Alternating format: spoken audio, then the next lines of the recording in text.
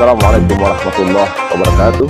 Pemirsa yang dimuliakan Allah Subhanahu wa taala, ibadah puasa Ramadan yang diperintahkan Allah Subhanahu wa taala kepada kita umat Islam bertujuan untuk supaya kita menjadi hamba Allah yang bertakwa. Namun tidak semua orang yang berpuasa Ramadan kemudian mereka lantas otomatis menjadi hamba yang bertakwa.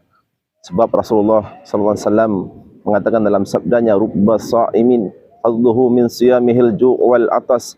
Betapa banyak, kata Rasulullah, orang-orang yang berpuasa Ramadan namun mereka tidak mendapatkan apa-apa kecuali haus dan lapar semata. Lantas bagaimana supaya kita ini menjadi hamba Allah yang bertakwa selesai Ramadan? Maka disinilah pesan daripada Imam Ali radhiyallahu an, di mana beliau menyatakan di antara sifat orang-orang bertakwa itu adalah beliau mengatakan wal amalu bitanzil, yaitu mereka senantiasa untuk mengamalkan apa yang telah diturunkan Allah di dalam Al-Quran dan tentunya juga As-Sunnah. Oleh karena itu, sebagai seorang mukmin yang bertakwa kepada Allah, maka dia akan mengamalkan seluruh daripada isi Al-Quran dan Sunnah tanpa satupun yang boleh dia tinggalkan. Sebab Allah Subhanahu wa taala berfirman dalam Quran, ya ayyuhalladzina amanu dukhulu fis-silmi kafah, wahai orang-orang beriman, kata Allah, masuklah kalian kepada Islam secara kafah dan janganlah kalian ikuti langkah-langkah syaitan. Innahu lakum aduwwum mubin, kata Allah. Sungguh setan itu merupakan musuh yang nyata bagimu, kata Allah.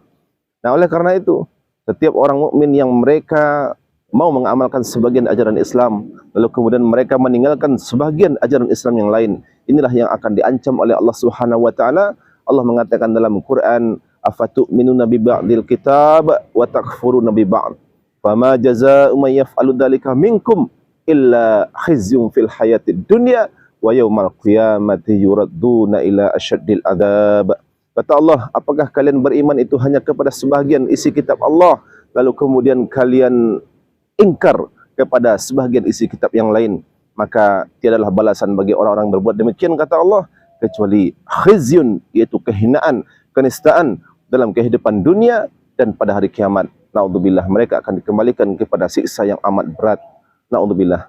Ma'asyiral muslimin, pemirsa yang dimuliakan Allah Subhanahu wa taala, oleh karena itu tidak ada pilihan bagi kita kecuali kita harus mengamalkan Al-Qur'an secara kafah, kita mengamalkan As-Sunnah Nabi sallallahu alaihi wasallam secara keseluruhan tanpa boleh kemudian kita untuk meninggalkan sebagiannya lalu mengamalkan sebagiannya. Oleh karena itu tidak bisa dikatakan bertakwa seseorang yang mereka ada menjalankan ibadah puasa Ramadan namun mereka tidak menjalankan salat 5 waktu sehari semalam.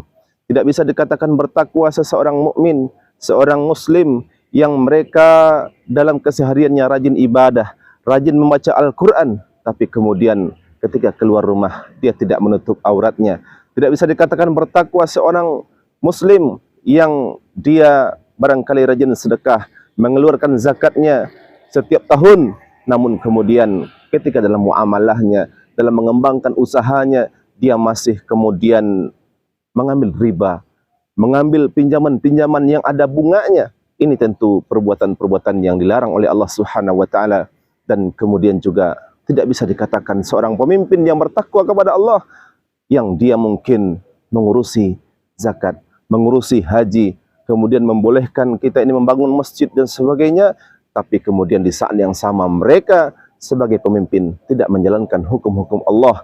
Padahal Allah mengatakan dalam Quran, fahkum bainahum bima anzalallah, maka putuskanlah, kata Allah, hukum di antara mereka dengan apa yang diturunkan oleh Allah Subhanahu wa taala. Maka sekewajiban seorang pemimpin, di samping mereka kemudian menjalankan ibadah-ibadah fardiyah, ibadah-ibadah yang sifatnya individual mereka, tapi mereka juga punya kewajiban yang lebih besar, yaitu mereka harus menjalankan hukum-hukum Allah. Mereka wajib mengatur negeri ini, mereka wajib mengatur ekonomi kita, mengatur politik kita, mengatur kemudian hukum-hukum pidana kita. Itu semua semata dengan apa yang telah Allah turunkan saja.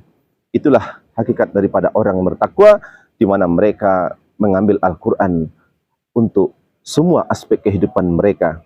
Pemirsa yang dimuliakan Allah Subhanahu wa taala, semoga bermanfaat. Assalamualaikum warahmatullahi wabarakatuh.